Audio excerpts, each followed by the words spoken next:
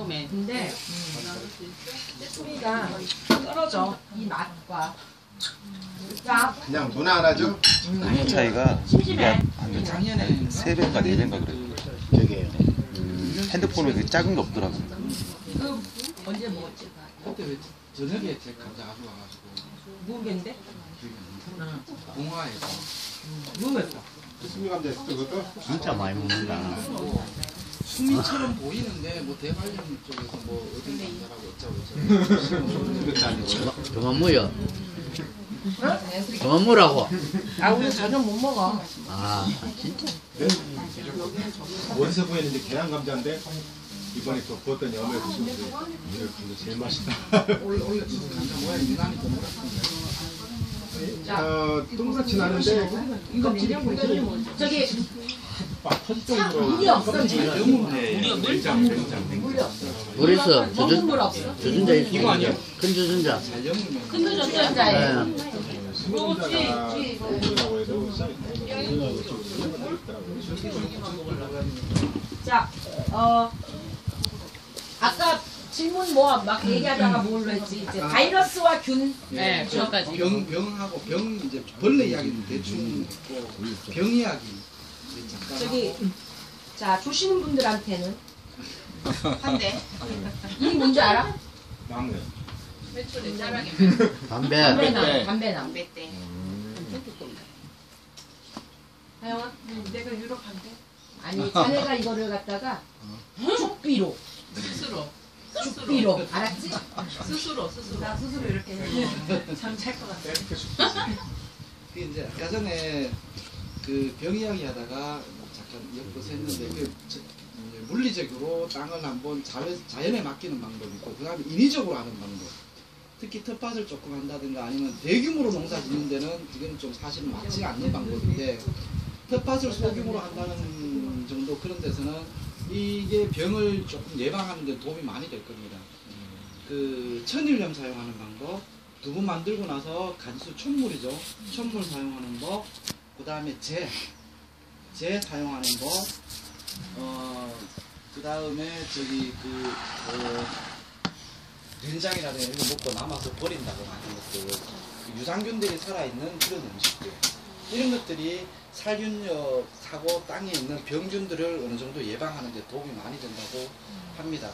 특히 이제 그런 것들은 음식이라든가 우리가 먹는 것들로 하는 방식이고, 이제 여기 이제 석회라든가 이런 것들은 뭐를 인위적으로 또 약간 화학은 아닙니다. 사실은 석회가 자연 물질이고 돌가루예요. 허연 돌가루니까 다들 뭔지는 아시니까 석회도 살균력이 굉장히 높습니다. 탄산가리이기 때문에 그래서 석회 이런 것들을 뿌려줌으로 인해 가지고 기본적으로 살균은 어느 정도 할 수 있는데 중요한 것은 위에다 이렇게 뿌려도 물론 효과는 있겠지만 균들이 아까 말씀드렸듯이 균이나 바이러스 이런 것들은 바이러스는 또 좀 다른 얘기지만 대부분 다 땅 속에 있어요. 그러니까 위에서 이렇게 뿌려주거나 이렇게 했을 때는 즉각적인 효과는 좀 늦습니다. 이게 땅으로 서서히 스며들어가 가지고 그래도 효과도 좀 반감되고 좀 약해지는 상태에서 그러니까 미리 파쇄경을 하라는 말이 아니라 흙과 적당히 섞어줘야 됩니다. 거름도 마찬가지로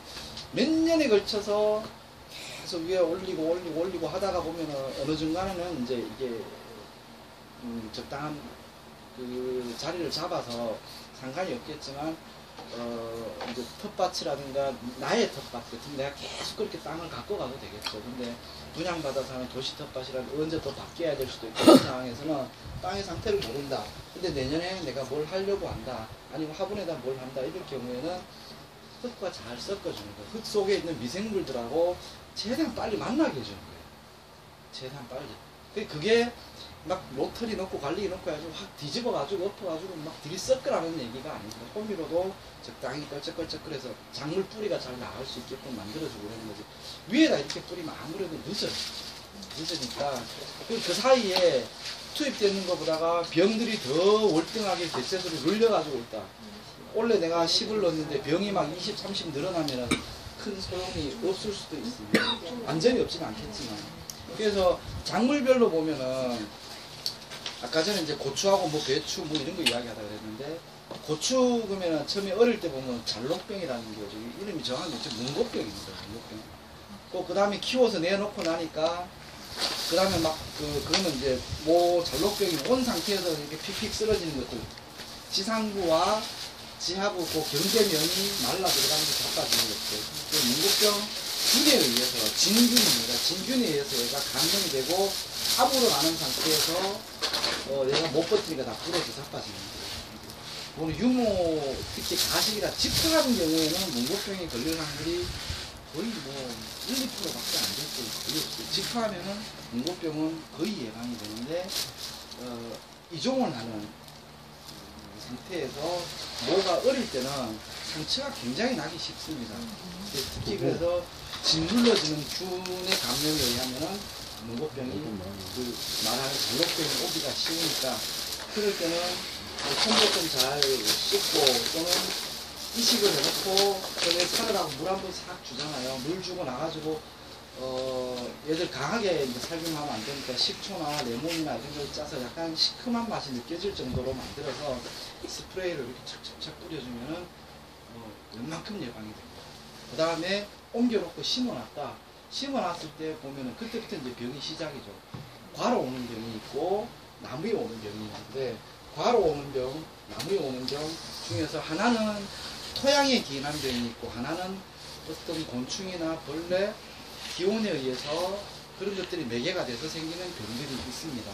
그럼 고충을 가지고 조금 더 이야기를 해보면은 제일 먼저 꽃이 피고 열매가 막 맺기 시작할 무렵에 오는 병들 중에 한 가지가 뭐냐면은 요즘 뭐 뉴스에 많이 나오는 갑자기 칼라병이라는 병 들어보셨는지 모르겠습니다. 네. 이게 뭐냐면은 바로 그 토마토 위조 바이러스, 토마토 반전 위조 바이러스라고 해가지고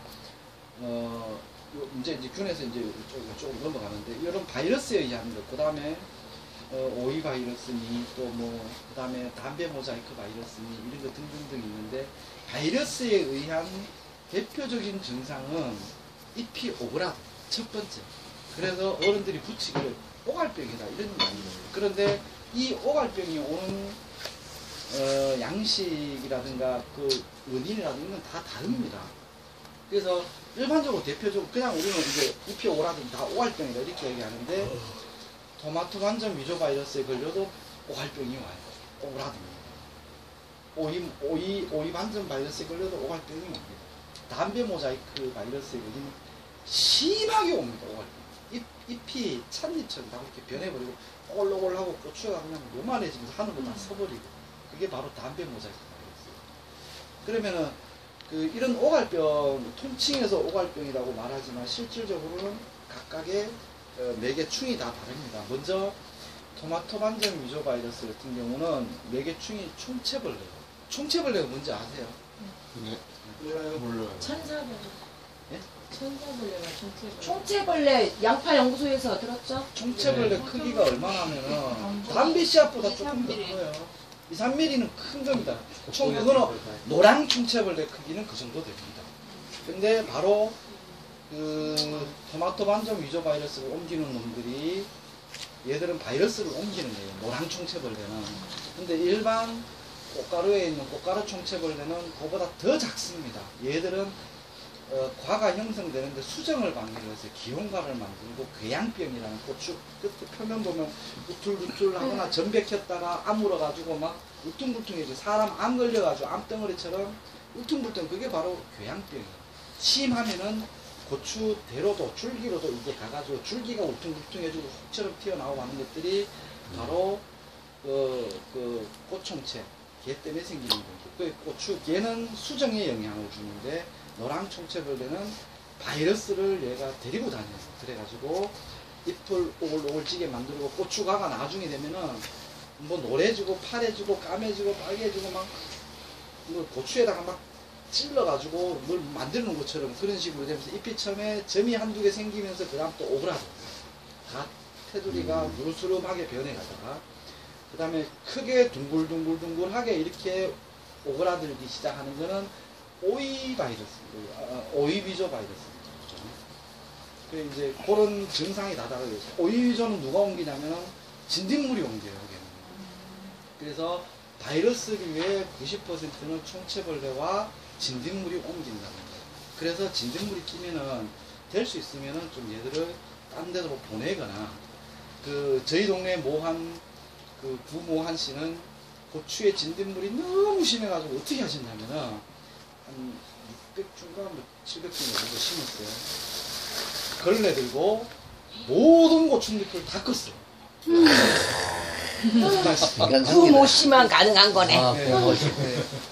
나중에 구모 씨를 보여드릴게요. 그 이제 누구야 되지? 구정이 언니 아니야? 그러게 말이야. 우리가 가능할 것 같은데요? 어떻게 그 될것 같아. 처음에 나랑유를 뿌렸는데 살짝 내리다가 진딧물 종류가 우리나라에 장부를 해를 주는 게 현재는 주로 다뤄진 한 15종류 정도 된다고 해요. 뭐 왕진딧물, 진딧물, 검은진딧물, 변진딧물, 혹진딧물, 독성옥진딧물, 목가진딧물, 야명진딧물 얘기가 있네. 쭉 있어요 이게. 4,000종입니다. 4,000종. 우리나라에 주로 해를 끼치는 전체적으로. 예, 한 15종 되게 정도가 쉬울 것을. 주로 요 시기에 그런다고 그러니까 그 그 중에서 하여튼 잘 안 떨어져요. 그래가지고 그 구모 하신 분은 행주를 잘 따라고 그리고 우리가 일반적으로 뭐, 예? 성공했어요? 아니요 또 달라붙죠. 네. 그래서 일반적으로 우리가 알기로는 텃밭 농사하고 이럴 때는 진딧물이 오면은 환경이 좋아지면은 진딧물을 잡아먹는 무당벌레가 많이 오면은 그래서 환경이 깨끗해지고 하면 무당벌레가 와서 진딧물을 해결한다 이랬잖아요. 무당벌레 한 마리가 하루에 진딧물을 쭉 짜고 먹으면 몇 마리 먹냐면 한 200~300마리 먹어요. 고추잎 하나에 진딧물이 보통 많이 붙으면은 한 150에서 200마리가 달라붙어요. 고추잎이 꽃이 처음 피고 방아다리가 2단 이상 분화가 되면 고추잎 개수가 대략 몇 개 정도 되면 48개에서 50개예요. 거기에 진딧물이 곱하기 그냥 평균 100개만 해도 5,000마리가 달라요. 쉽게 그냥. 그러면 고추 한 폭에 무당벌레 200마리 이상 있어요. 그러면은 고추 자체에 무당벌레가 달라붙어. 완전 뒤집어 엎어야 돼. 그래야 자연 천적이 와서, 물론 이게 뭐 그 무슨 벌이죠. 그 거미유충, 벌유충도 또 진딧물을 먹는 애들이 있어요. 있는데 사실 현실하고 이론하고는 그렇게 다른 거예요. 고추 한 폭에 세워놓고 무당벌레를 한 자루 갖다 들어 부어야 진딧물이 해결되는 거야. 그 이론은 그런데 현실적으로는 불가능한 상황이 벌어졌잖아요. 그럼 이제 해결을 봐야 되는데 어떻게 할 거냐. 첫 번째, 걸레 들고 열심히 닦는다. 두 번째, 아까처럼 진딧물에 담배 좋습니다. 담배나 이런 고삼 같이 삶아가지고 진딧물 피부 보호한다고 했잖아요. 응에 석회나 난황유 같이 섞어서 칙칙 뿌려가지고 공기 구멍을 다 막아버린다. 그런 정도예요. 친환경에서도. 특히 총체벌레 같은 경우는 아까 말했듯이 담배 모자이크 바이러스도 옮기고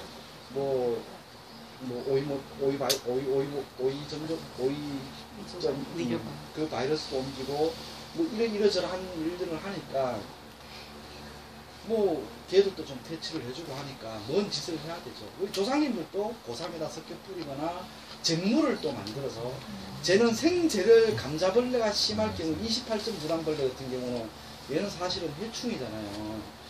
감자 잘 깔아먹잖아요. 고추잎도 깔아먹고 벼도 깔아먹고 다 깔아먹어요. 돌치대도 알고. 네. 걔가 심할 경우에는 쟤를 그냥 물에 타서 안 칠 시간이 안 되면 쟤를 막 감자 포기에 막 얹히 뿌려주는 거예요. 그렇게 해서도 쟤도 아무데나 쓰는 거 아니잖아요. 그때는 옛날 농사에는 쟤라 그러면 일반적으로 밥 해먹고 소주 끓이고 군볼 때는 나무째겠죠. 대부분이 다. 이게 무슨 짓인지는 저도 잘 저 같은 경우는 주로 화목 볼러 떼고 청국장 삶고 뭐 죽 끓이고 뭐 밥 가끔씩 하고 그러니까 제가 늘 말통으로 한 2개 정도는 매일 나옵니다. 그 대비랑 섞어서 쓰죠. 그다음 그래서 이제 그렇게 하거나 쟤는 잿물은 고온 보자기에다가 쟤를 담습니다. 그 두부 짤 때라든가 이런 거 있죠. 거기다가 쟤를 담아가지고 물에다 넣고 치댑니다. 치대면은 고온부만 나오거든요. 그러면은 얘는 두면 계속 가라앉아요. 감자 전분 가라앉듯이. 뿌릴 때는 계속 섞어가면서 건드려가지고, 예, 이거 양만만 드세요. 양? 저 양파는 안 됩니다. 너무 굵어서 안 돼요. 굵어서 안 돼요. 그 아주 보드라운 처음 이 정도 되면 이거는 저건데 펄프인데 하여튼 그 정도 아주 고운 두부 짜는 천 정도 돼야 돼요. 그런 데다가 채 있잖아요. 얼개 말고 고운 채 네. 바로 내리는 거 그런 정도에다가 이렇게 하셔야 돼요. 약간 마늘갖고 예. 그러면 계속 가라는 거예요. 그러니까. 그거 빨래 빨 때도 비누 안 쓰셔도 그 물에다가 담궈놨다가 진짜 거의 전물이에요. 옛날에 예. 서양에서 오면 양전물이고 우리나라에서는 그냥 전물이고. 그러니까 살균도 되는 거고 양자 그 양자. 서양 예, 벌레도 잡고. 그러니까 그런 정도로 해서 진딧물 정도 방제를 하고 그 바이러스 이런 거는 오면은 사실 바이러스는 치료가 잘 안 돼요. 관행에서는 어떻게 하냐 세력으로 밀어버립니다.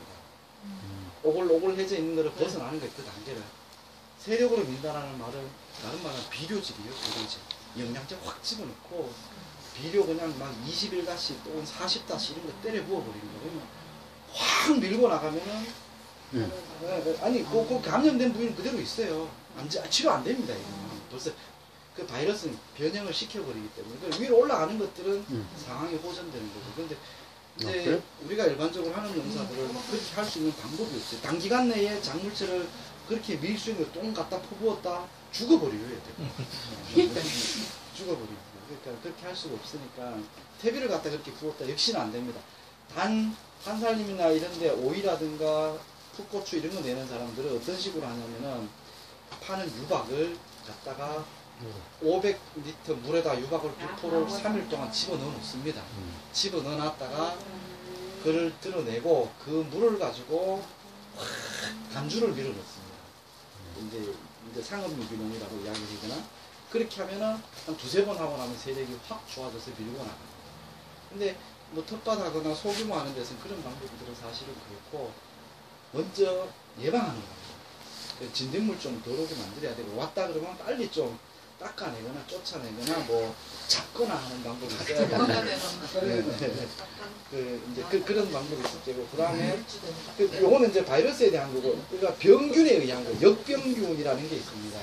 역병은 고추가 그냥 이유 없이 시들시들 말라가요. 그런데 그 복토를 했는 밑에를 살짝 파보면은 뿌리가 시작되는 지점이 거무스름하게 변해져 있습니다. 역병균이 뿌리에 기생을 해서 작물체 전체로 올라가는 모든 수관을 다 막아버려요. 소나무 재선충 생각하시면 돼요. 그러니까 시들시들 하다가 청고병하고 또 조금 다른데 역병은 말 그대로 고사를 하는 거예요. 말라 죽어요.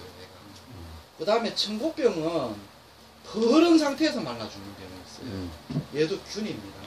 역병이나 청고병. 청고병은 진딧물이 옮겨옵니다. 진딧물이 옮겨오는데 약간 뭐 바이러스가 맞다, 균이 맞다라는 게 아직은 논란의 여지가 있고 이 역병 같은 경우는 토양균이에요. 땅에서 늘 있습니다. 얘는. 대한민국 모든 땅에 다 있어요. 친환경 아무래도 그 균은 안 없어집니다. 지 조건이 맞고 하면은 발행을 하는 거예요.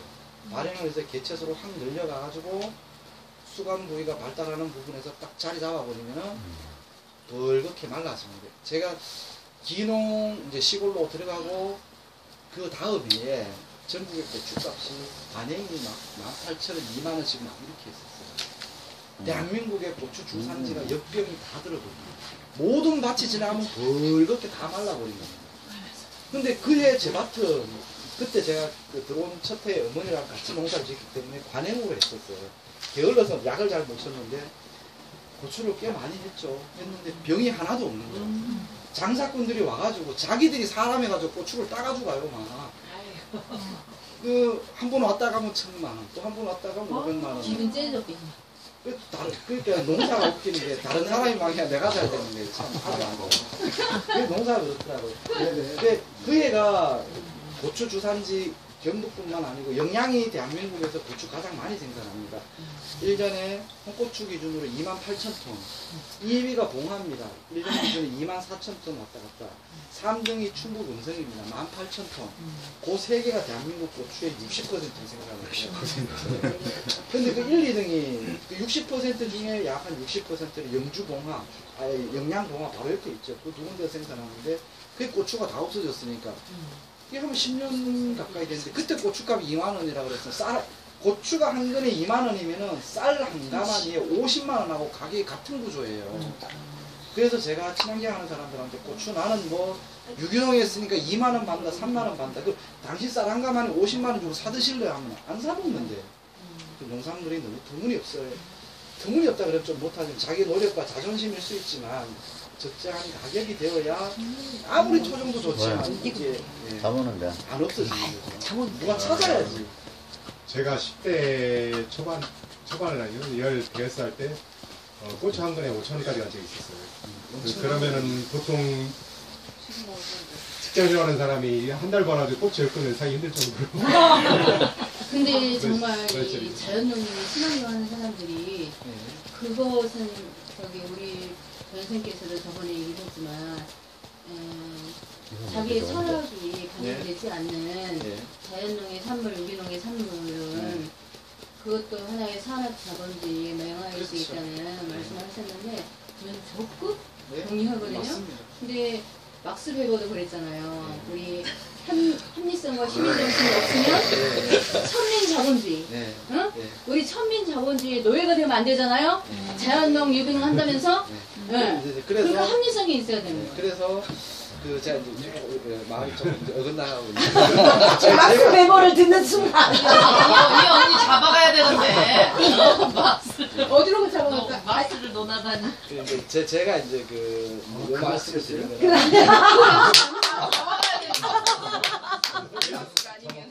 그 이제 음성에 수비초만 농사를 짓는다 하는 분이 계세요. 음성에 하우스가 약 한 1,800평 정도인가 하우스 18동인데 쫙 있는데 한번 갔어요. 갔는데 말 그대로 이제 뭐 상어들이 하시는 거죠. 수비초를 해서 과로는 절대 안 파는 거죠. 오로지 가루로만 파는 거예요. 400g 한 근을 따가지고 400g 한 근에 45,000원 택배비를 판매를 하세요. 한 근에 45,000원? 수비초 400g. 400g. 가루로 600g 아니고. 원래 2,600g 한 근이라고. 고추 한 근이 이제 600g을 한 근으로 치고 그래가지고 이제 그게 그 말수로 따져가지고 이렇게 하면 하여튼 80kg 한가마 있는데 그 고추 한 근을 따듬고 하다 보면 씨도 좀 빠지고 꼭지도 빠지고 해서 가루로 만들면 얼마가 나오면 500g에서 빠져야 1-20g 넘거나 1-20g 모자거나 그래서 가루로 하면 보통 500g 하는 게 치거든요. 근데 이제 그 양반은 400g에서 45,000원에 판매를 해요. 근데 관은 절대 안 팔고 오로지 가루로만 하는데 이제 하우스에서 농사를 하다 보면 염류집적에 의해서 녹병이 굉장히 많이 발생을 해요. 그 녹병은 염류가 쌓이면 제일 먼저 순환이 안 되면 마그네슘하고 칼슘이에요. 엽색이 희끗희끗 누릿누릿 이렇게 되어나고 고추가 다 땡글땡글해지거나 뭐 좀 하여튼 상태가 좀 그 염류집적인 현상이 있는데 그걸 이제 그 안에서 이제 칼슘이 모자라면 곰팡이라든가 이런 게 고추에 굉장히 기생을 잘 합니다. 겉만 멀쩡한 걸 가위질을 다 해서 같이 빻아서 많은 토종고추기 때문에 이렇게 받는다는 거예요. 또 자기 나름대로 물론 탭이 그 사람 누구야? 있습니다. 완전히 노예구나. 아니 근데 이제 그분은 물론 자기 식구들 다 똥을 좀 다 받아요. 이웃집 가서 왕겨 앉는 그 소 우사 가가지고 자기가 술에 끓고 경기 끓고 가지고 똥 가지고 와가지고 인분하고 저처럼 깻묵 사가지고 옵니다. 깻묵 사가지고 와가지고 2-3년씩 섞여서 여기다 다 집어넣고 액비 만들어서 다 합니다. 다 하는데 가축분이 하우스 안에 계속 들어가면 말씀드렸듯이 염류가 소금기가 계속 쌓이는 거예요. 네. 그러다 보니까 이제 상태는 안 좋은데 그래도 자기는 이렇게 노력을 했고 하기 때문에 난 이만큼 받아야겠다. 토종이고 굳이? 어느 면 살아? 춘향면? 음성에 사신다. 아 음성에. 그 이제 씨가 그 양반이 어떤 거는 과가 좋기 때문에 한두 주시오 할까 안 된대. 절대 안 된다. 알겠습니다. 그러니까 왔죠. 놀부네 놀부. 노예까지는 아니고. 이제 이런 식이 되면은 아무리 토종이 좋고 뭐 친환경이 좋다 그래도 쌀 한 가마니 50만 원 한다면 문제가 있는 거잖아요. 그거하고 똑같은 거라고 이제 생각을 하고 이제 약간 이야기했던 거고 그 병 이야기 하다가 이제 녹병하고 진고병 이야기인데 역병은 땅이 병이고 진고병은 벌레가 옮기는 거고 그 두 가지가 왔다 그러면 전체적으로 번지는 거예요. 그래서 역병은 토양을 살균을 해주지 않는 한은 개체수를 떨어뜨리지 않는 한은 늘 있으니까 발병이 안 되게끔 적당히 관리를 해주라는 거예요. 그게 이제 뭐 자외선을 하든 소금을 좀 뿌려놓든 젤을 갖다 집어넣든 석회를 산도가 적당히 많듯 석회를 주구장창 집어넣으면 곡식이 안 됩니다. pH 6.5, 7까지 가도 아마 약알칼리 쪽으로 기울기 때문에 곡식이 안 커요. 병을 이기는 힘이 없어집니다. 얘들이. 그러니까 6.5, 6.2 이 정도 되게끔 늘 땅을 유지를 하고 그렇게 해주면은 이런 균들이 확 발현을 못하는 거예요. 그 다음에 이제 병 문제 되는 게 요건 작물체 전체로 오는 병이고 그 다음에 과로 오는 병들 중에 대표적인 게 이제 그놈의 탄저병. 탄저균은 이제 공기 중에도 늘 날아다닙니다. 우리 몸에 늘 결핵균을 가지고 있듯이 이 공기중뿐만 아니라 땅에는 늘 탄저균이 있어요.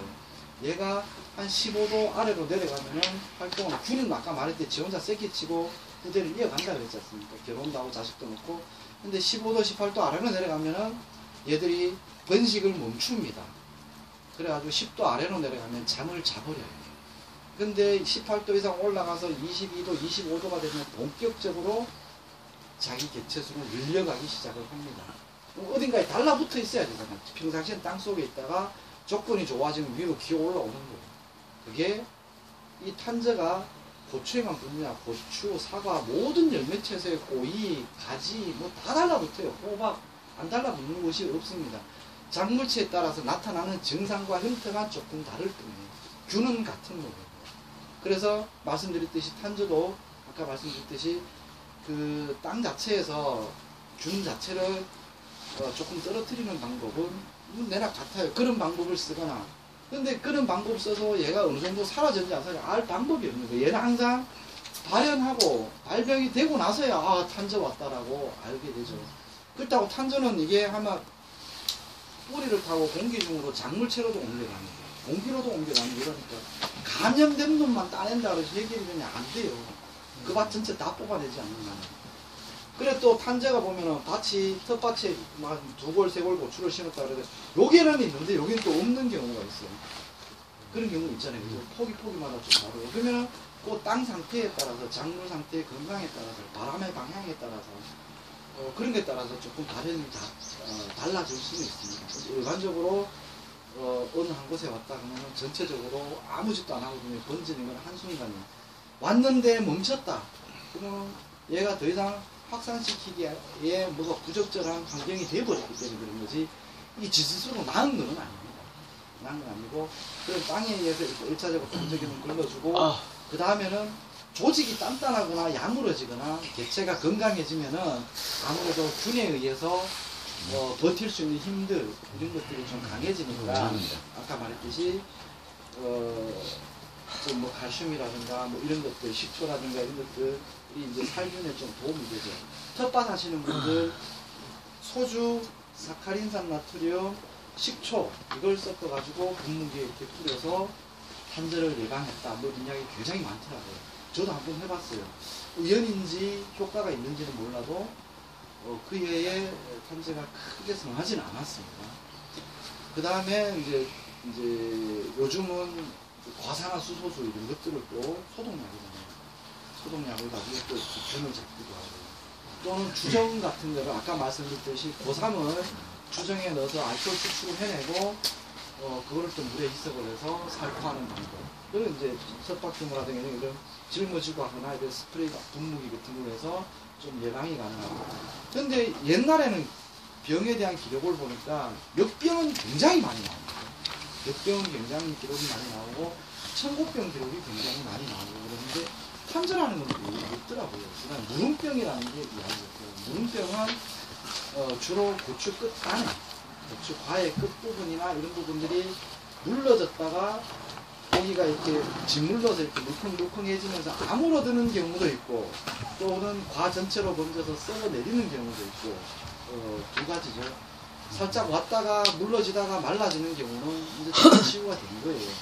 오다가 이제 카톡에 이제 무름병이 왔어요. 푸른 상태에서 반을 갈랐는데 씨가 새카맣게 변해져 있는 거예요. 사진을 어느 분이 올려놨는데 내나 무름병이 온 상태에서 씨가 변하는 게 잿빛 곰팡이나 검은 곰팡이가 속까지 침투를 해서 씨까지 아마 곽까지 변형을 시킨 상태예요. 물른 상태에서 어떻게 보면 물른 상태로 끝나는 경우가 있는데 물른 후에 거기에 보글보글하게 재색 곰팡이가 싹 도포가 돼 있거나 혹은 검정색 곰팡이가 싹 생겨 있는 경우가 있어요. 검정색 곰팡이는 과 전체로 번졌을 때 주로 오고 잿빛 곰팡이는 물르는 부위에 주로 기생을 합니다.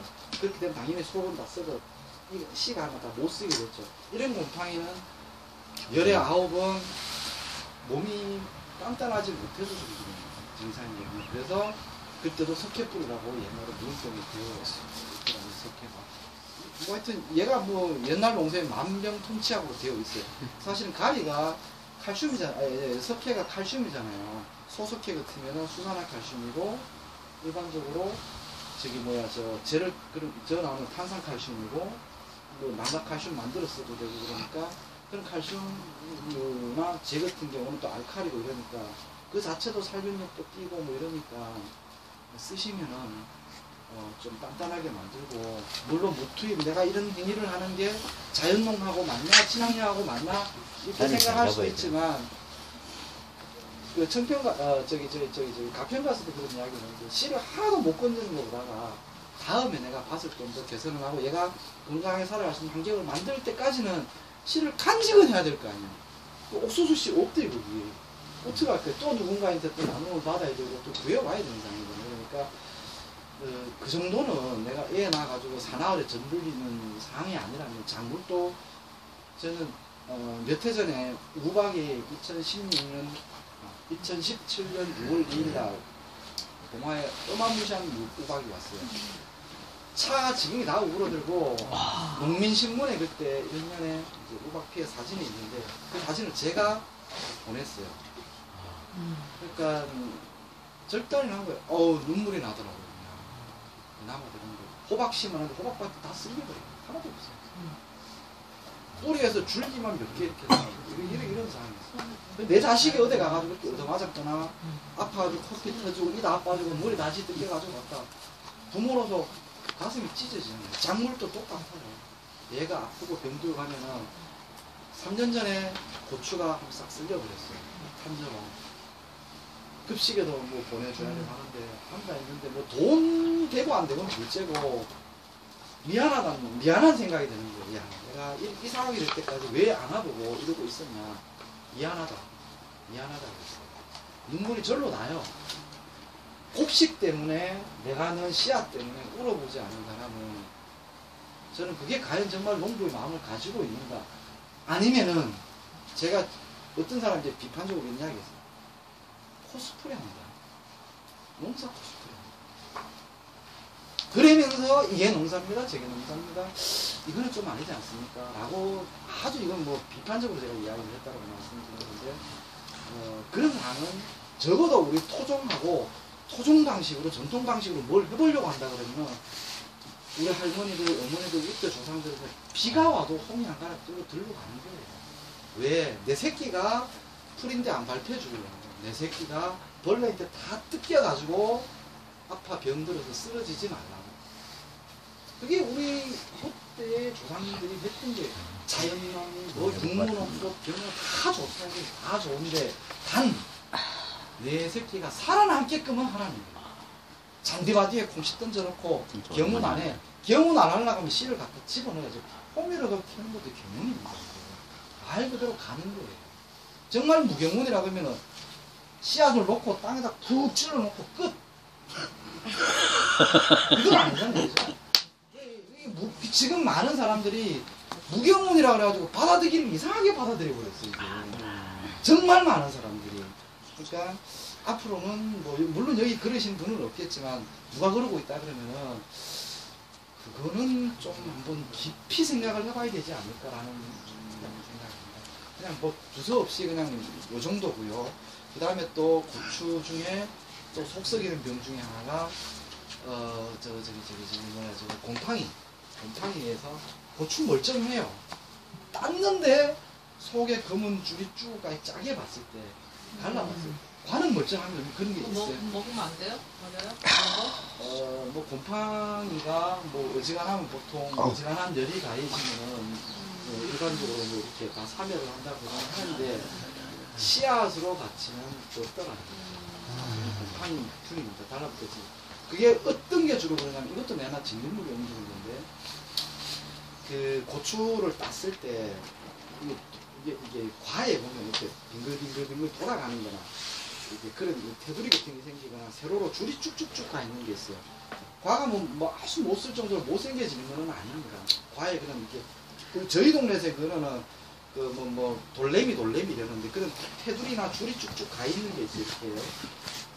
거기에 균들이 그 속에 과피 속에서 쭉 타고 이렇게 올라가 있다가 곰팡이 균이에요. 그렇게 번식을 하다가 안쪽에서 이렇게 번식을 하면 눈에 보일 수도 있고 안 보일 수도 있어요. 씨는 검은색으로 변하기도 하고 안 변하기도 하는데 개를 심으면 이듬해 병이 굉장히 약한 작물이 또 나올 수 있어요. 그래서 씨앗 선별할 때 그런 것들을 잘 보시고 하고 씨앗을 또 구하셔가지고 뭐 옛날 어른들이 했던 소금물에 한번 튀기든 말로중이 없으니까 하다못해 내 오줌에다가 한번 헹궈내든 뭐 뜨거운 물에다가도 한번 튀겨내든 요즘 뭐 그런 방식들은 너무나 정보가 잘 돌아다니니까 적절한 방법들을 취하셔가지고 쓰시면 될 것 같습니다.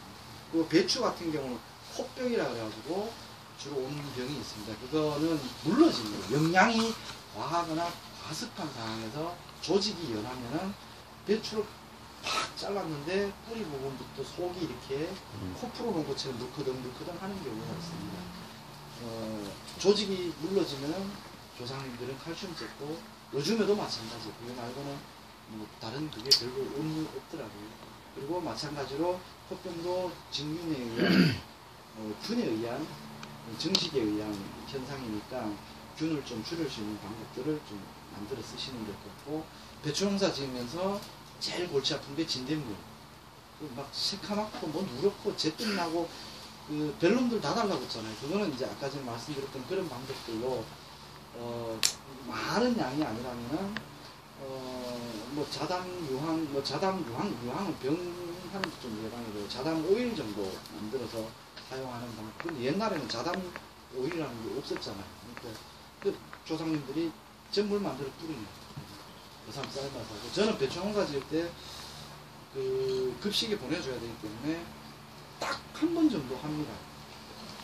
고삼 한 봉지 통째로 가지고 놓고 담배 때 그때 이제 잘라주기 씨만 딱 받고 나면 잘라놓고 말라가는 놈도 있고 생겨도 있는데 놓고 푹 삶습니다. 그래가지고 거기다가 석회를 저걸 원래 물천에 천을 넣는데 저거를 조금 덜 넣습니다. 500 정도만 넣어가지고 꼼꼼하게 한번 쫙 뿌리고 나면 그걸로 끝. 배추에 하는 뭘 이렇게 하는 경우는 그걸로 끝입니다. 그러면 진딧물 싹 내리고 그렇게 하죠.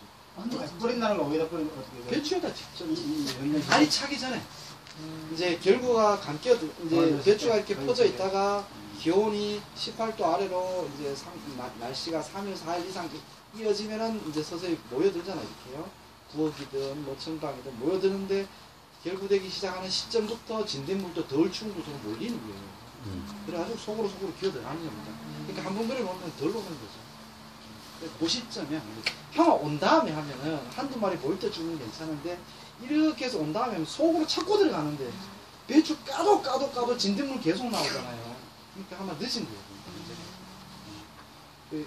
그리고 닭, 호박, 오이, 참외 막 이런 것들 그 과채 중에 단맛이 많이 나는 그런 과일들 재배 기간이 아주 짧은 과일들 이런 것들은 주로 과실파리에 의한 피해가 적은데 닭이라든가 호박이라든가 가지도 간혹 그런 게 생기는데 호박을 먹음직스러워서 잘랐는데 뭐가 갑자기 툭툭 하고 튀어나와요. 일명 과실파리. 과실파리가 과가 숙가가 되기 직전에 그 꽃자루에서 꽃받침이 과일로 변하잖아요. 얘들은 바깥에. 근데 꽃자루와 그 꽃받침 사이에다가 산란관을 꽂아서 알을 놓습니다. 그래서 영양분이 들어갈 때 알이 따라 들어가는 거예요. 따라 들어가서 계속해서 커져가지고 자세히 관찰해 보면은 침자리가 있어요. 꼭지와 요 붙이는 요 부분은. 그래? 근데 일반적으로 농사를 많이 짓다 보면은 이게 충과다 아니다를 이제 판단은 되는데 일반 사람들은 잘 모르잖아요. 한번 속에 들어갔는데 어떻게 할게요? 그렇다고 관행에서 이 과시파리 방지하는 법은 침투성 농약과 파리를 직접 맞춰서 죽이는 농약 두 가지밖에 없어요. 침투성 농약은 호박이라든가 닭이라든가 가지라든가 복숭아 마찬가지예요. 복숭아도 속에 벌레 많이 들잖아요. 같은 과시파리예요. 그런데 약을 뿌려서 얘가 몸속에 흡수를 하고 있다가 벌레 알이 들어오면 부화가 못 되게끔 그냥 막는 거예요. 이게 굉장히 독한 농약이에요. 그 다음에 냄새가 아주 독해서 또 파리들이 접근을 못하게 하는 방법. 그 다음에는 이른 아침에 파리들이 잎사귀 밑에서 잠자고 있을 때 가서 확 뿌려가지고 직접 이렇게 킬러 치듯이 이렇게 해서 잡는 방법. 일부러 일반하는 관행으로 하는 방법이 일반적이고, 내가 텃밭을 한다.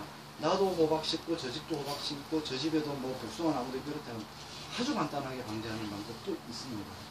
아무 짓도 안 해도 돼요. 후작은 조금 힘든데 전작 같은 경우는 말뚝 받고 PT병 자릅니다.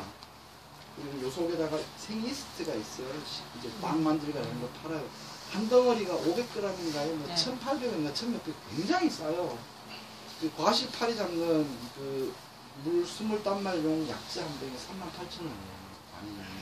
근데 생이스트 한 덩어리면 한 2,000평 정도는 커버해요. 그만큼 뜯어서 여기다 집어넣고 꼭지 거꾸로 끼우고 빠져 죽을 정도 있으면 물 이렇게 이스트에다가 이스트가 요만큼 찼다 그러면 한 요거에 한 2~3배 정도 물 부어놓고 많으면 많을수록 좋습니다. 여기저기 갖다 뽑아놓으면은 얘가 녹아내리기 시작한 시점부터 모든 과실파리들은 그리고 다 모입니다. 뭐 때문에 그런지는 모르겠는데 나중에 되면은 이 물 있는 거를 넘어서 병이 꽉 찹니다. 그러니까 내가 그 이제 호박한 도토기 심어놨다. 그러면 그 한두 번 보면은 호박꽃 보다가 울어먼저 그러니까 그렇게 하시면 후작은 개체수가 파리 개체수가 확 늘어나는 상황이에요. 그래서 될 수 있으면은 이제 텃밭하거나 우리 이런 형태 농사하는 사람들이 돈 벌겠다고 막 땡볕에 호박 모종 키워가지고 8월 중순에 막 대담에 갖다 심지는 안 하잖아요. 대부분 5월달 뭐 그때쯤 호박 갖다 심어놓고 벌레만 들지 마세요 기도할 게 아니라 한두 개면은 해결 끝입니다. 그러니까 그 정도 되면은 벌레 안 생기고 겨울을 나고 이듬해 3월까지 호박 쭉 써먹어도 될 건실한 호박들을 할 수가 있어요. 그 베이킹 파우더는 안 돼요? 그 베이킹 파우더 같은 경우는 가성소다잖아요. 사실 그 조금 다른 개념인데 걔는 냄새가 없어요. 물에 집어넣어도 아무 냄새 없잖아요. 그 이스트 생이스트는 생이스트라고 따로 팔아요? 네. 이만한 벽돌만한 블럭이 있어요. 뭐 빵 만들고 술 만들고 저는 뭐 그래 가끔 어지간한 마트라든가 식자재나 이런 데 있을 텐데. 이스트 냄새 안 나? 그게 물에 이스트 가루만 봐가지고 탄산 그래요? 막걸리 저래도 효소 같은 돼요. 냄새가 나요. 아, 그래? 드라이 이스트 돼지고기. 말고요. 드라이 이스트. 생이스트. 생이스트로 팔아. 아니 그러니까 나는 냄새를 안 나. 바로 내 있어. 썼는데 안 냄새. 처음 상태는 약간 치즈, 연한 치즈 냄새가 나요. 그런데 물에 들어가서 얘가 증식이 되기 시작을 하면은 굉장히 빠르게 되는데 냄새가 뭐 하여튼 좀 그다지 이렇게 막걸리 신맛이 나요. 저기 아까 말씀하셨던 소다나 이런 것들은 물에 넣어놔도 냄새는 아무 변화가 없어요. 그건 불러들이지는 못하는데. 막걸리 냄새가 나면 막걸리 냄새가 당연히. 자, 어떻게 하냐면은 PT병 목을 잘라가지고 또 꿀로 꼽잖아요. 그럼 일종의 트랩이 되는 거예요. 그리고 균물을 계속 안 들어가게 위에다가 이렇게 한가름 정도 무슨 말인지 잘 못 알아듣나 봐. 그치 하영아. 그 페트병을 그냥 땅에 놔두면 돼요? 세워놓으면? 얘들이 날아다니니까 그 거기에 들어가죠. 땅 속에서 그 작물체를 얘들도 탐색을 합니다. 딱 떠서 쫙 옵니다. 어디에 꽃이 있나 하고 쫙 돌아다니는 수색하는 범위가 1m에서 한 2m 사이에 너무 높으면 매달기도 힘들고 넘어질 것도 있으니까 작물 정도 크기 높이에 1m에서 1m 59 범위 사이에 말뚝 갖다 놓고 사진이 있다. 네.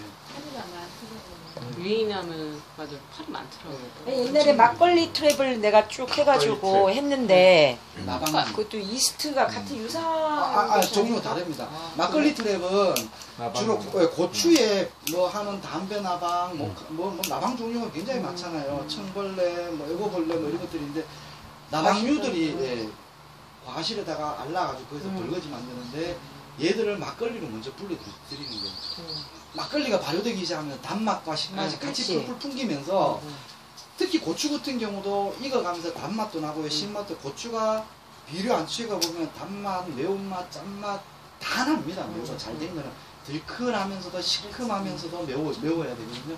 그런 냄새를 풍기니까 나방류들이 거기 가는 건데 막걸리 트랩 해놓으면은 얘들이 이게 냄새가 강하니까 글로 가는 거예요. 그래서 나방류 잡아드릴 때는 막걸리 트랩을 쓰는 거죠. 그 다음에 아까 전에 얘기 개미어리 노린재 있죠, 톱다리 노린재 있죠, 잘로거리 노린재 있죠, 와리어리 노린재도 엄청나게 많잖아요. 노린재는 사실은 그 자연적인 방법이나 뭐 미국에서 이런 데 유기농 하우스라는 데 가보면 뭐 하냐면은 상추 3포기 심었어요.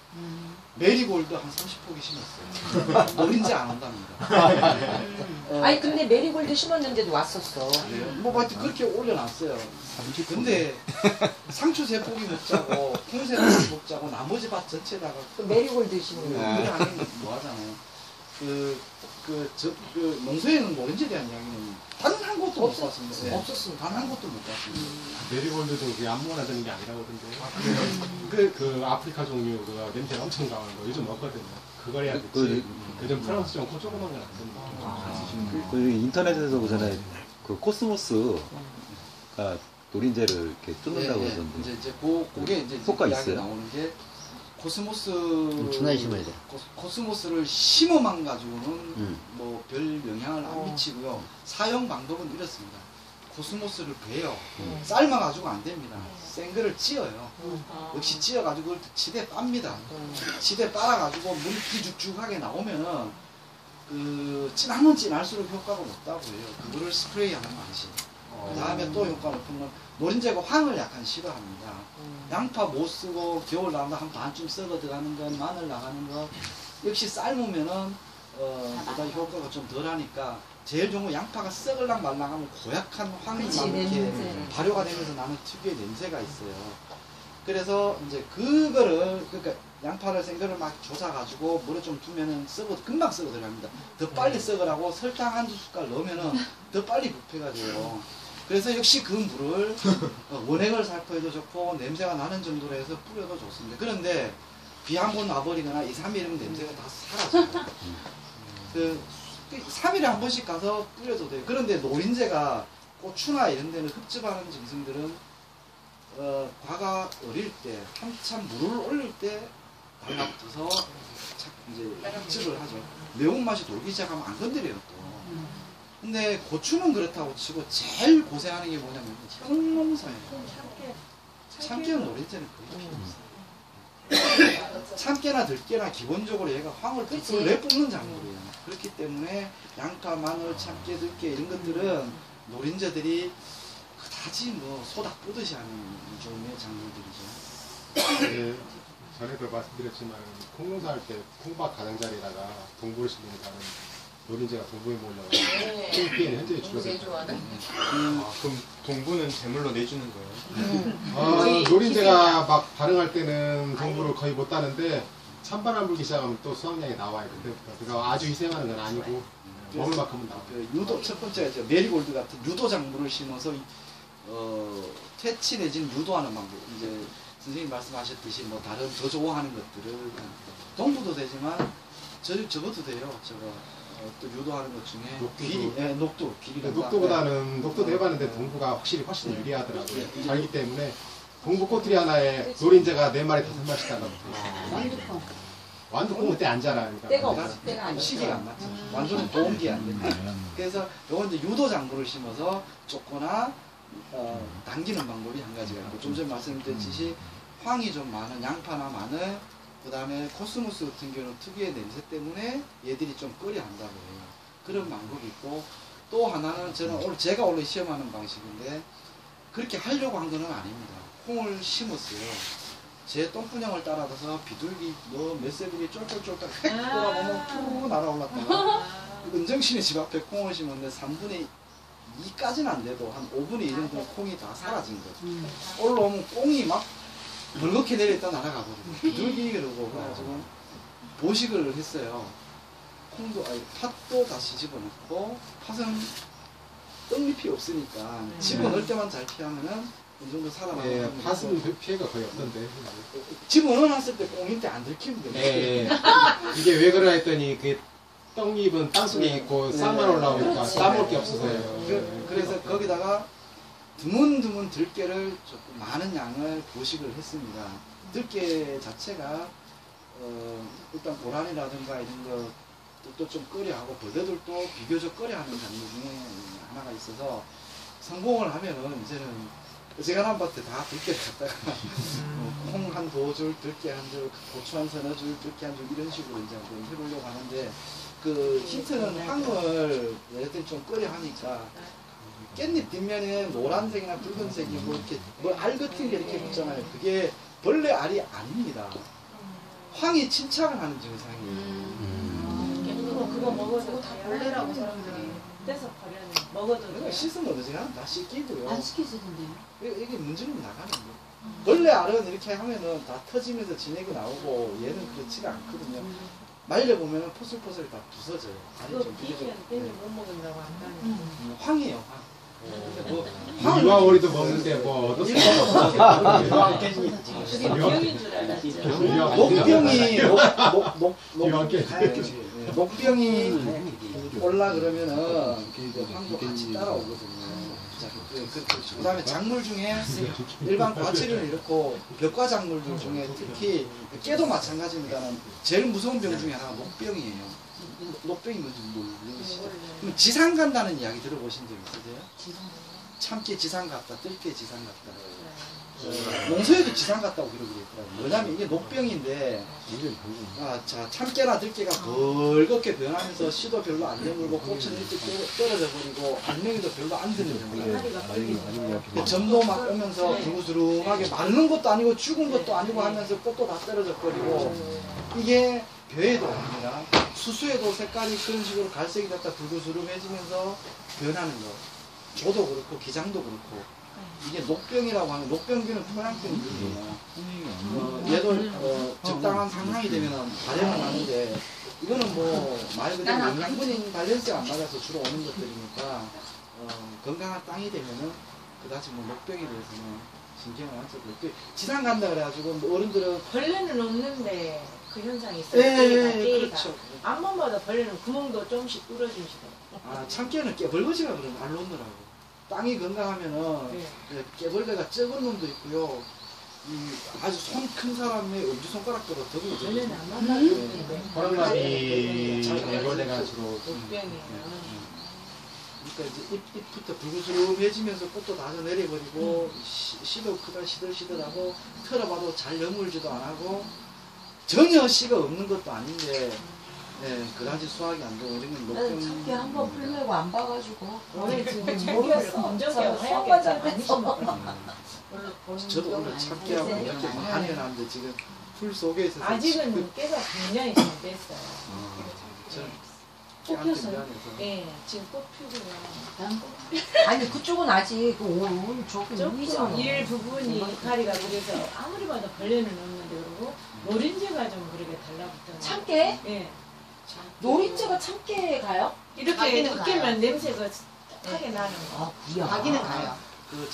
저는 피해는 안 주는 원래 우리 마을에는 그게 심하다고. 야 그래요? 어디에는? 서른마을인데 왜 그렇지?